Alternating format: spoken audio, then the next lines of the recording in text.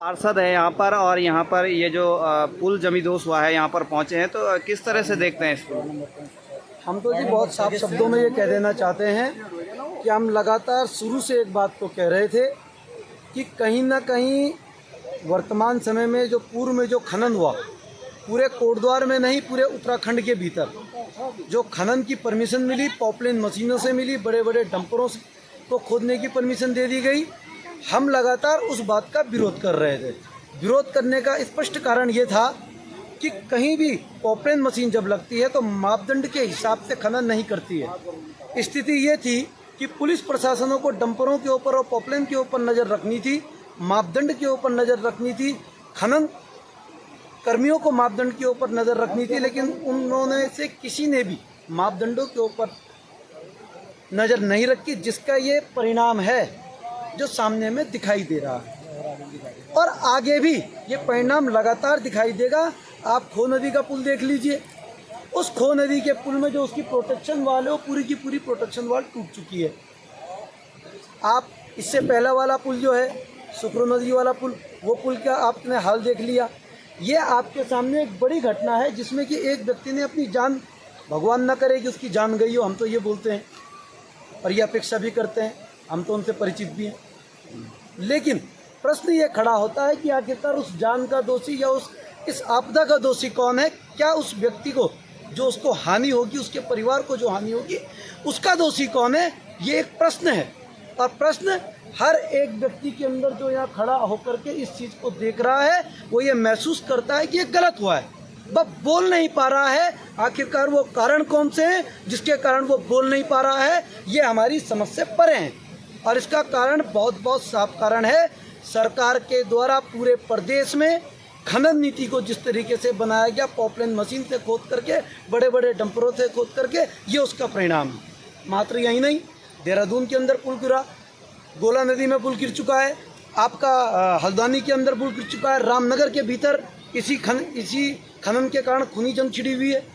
तो साफ हम तो अखबारों में इस चीज़ों को पढ़ते हैं, थोड़ा सा हमें याद रहता है, इस कारण इस बात को कह रहे हैं, क्योंकि पब्लिक की मानसिकता और याददाश्त थोड़ा छोटी होती है, शॉर्ट होती है। तो कहीं ना कहीं रिवर ट्रेनिंग के नाम पर इस तरह का खनन किया जाता है, पॉपलाइन मशीनों को वहाँ पर उतारा जाता है और उसका परिणाम आप देख रहे हैं कि ये पुल आज जमींदोज हो गया, क्योंकि वो रिवर ट्रेनिंग के नाम पर इन सारी मशीनों को यहाँ पर उतारा जाता है। आप हमारे साथ पार्षद है वार्ड नंबर 6 के, शुभ नाम सूरजकांत जी, और उन्होंने हमें बताया बिल्कुल कि किस तरह से सरकार की परिपाटी है और किस तरह से यहाँ पर, लेकिन लोग फिर भी, आपसे एक और सवाल पूछूंगा कि लोग फिर भी चुप है, इस तरह की घटनाएं लगातार हो रही, आखिर कारण क्या है? देखिए, प्रत्येक व्यक्ति इस बात को जानता है कि गलत हुआ है, गलत हो रहा है, लेकिन उस व्यक्ति को कहाँ बोलना है ये किसी को नहीं पता। हकीकत ये है, आदमी टेलीविज़न देख रहा है, मन की बात तो टेलीविज़न में आ जा रही है, लेकिन उस जनता की मन की बात वो जनता कहाँ रखे ये किसी को नहीं पता। मैं बहुत साफ शब्दों में कह देना चाहता हूँ और इस बात को पब्लिक भी महसूस करती है कि ट्रिपलिंग में अगर कोई व्यक्ति चल रहा है तो इन्हीं पुलों के ऊपर पुलिस वाले खड़े होकर के चालान काटते थे, लेकिन खनन के डंपर जब इस पुल के ऊपर से चलते थे, खो नदी के पुल के ऊपर से चलते थे, बिजनौर में चलते थे, तो उसके चालान नहीं काटे जाते थे। पूरी रोडें टूट गई, लोगों के एक्सीडेंट हो गए, गौ माता के ऊपर गाड़ियां चढ़ गई, लेकिन कोई बोलने वाला नहीं था। क्यों?